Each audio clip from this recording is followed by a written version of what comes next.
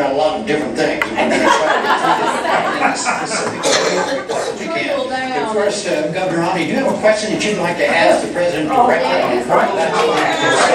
Sure, I'd like to clear up the record and go through these right piece. First of all, I don't have a $5 trillion tax cut. I don't have a tax cut of the scale that you're talking about. My view is that we ought to provide tax relief to people in the middle class. But I'm not going to reduce the share of taxes paid by high-income people. High-income people are doing just fine in this economy. They'll do fine whether you're president or I am. The people who are having a hard time right now are middle-income Americans. Yes. Under the president's policies, middle-income Americans have been buried. They're just...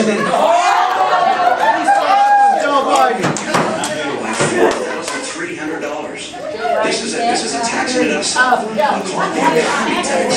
It's been crushing. At the same time, gasoline prices have doubled under the president. Electric rates are up. Fuel prices are up. Healthcare costs have gone up by $2,500 a family. Middle-income families are being crushed. And so the question is how to get them going again. And I described it.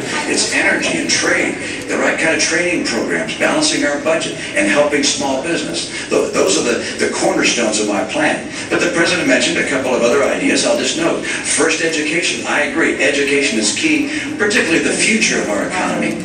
But our training programs right now, we got 47 of them housed in the federal government, reporting to 8 different agencies.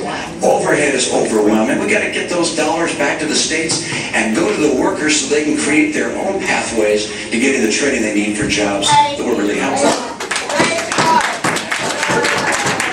Rates down, and I do, both for corporations and for individuals. But in order for us not to have the right,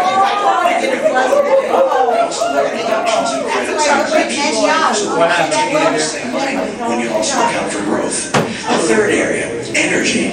Energy is critical, and the president pointed out correctly that production of oil and gas in the U.S. is up. But not due to his policies, in spite of his policies.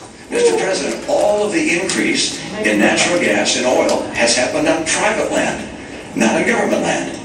On government land, your administration has cut the number of permits and licenses in half. If I'm president, I'll double them. And also get the oil from offshore in Alaska. And I'll bring that pipeline in from Canada. Continue to burn clean coal. People in the coal industry feel like it's getting crushed by your policies. I want to get America and North America energy independent so we can create those jobs. And finally, with regards to that tax cut, look, I'm not looking to cut massive taxes and to reduce the revenues going to the government. My number one principle is there'll be no tax cut that adds to the deficit. I want to underline that. No tax cut that adds to the deficit. But I do want to reduce the burden being paid by middle-income Americans. And that also means I cannot reduce the burden paid by high-income Americans. So any language to the contrary is simply not accurate. Mr. President.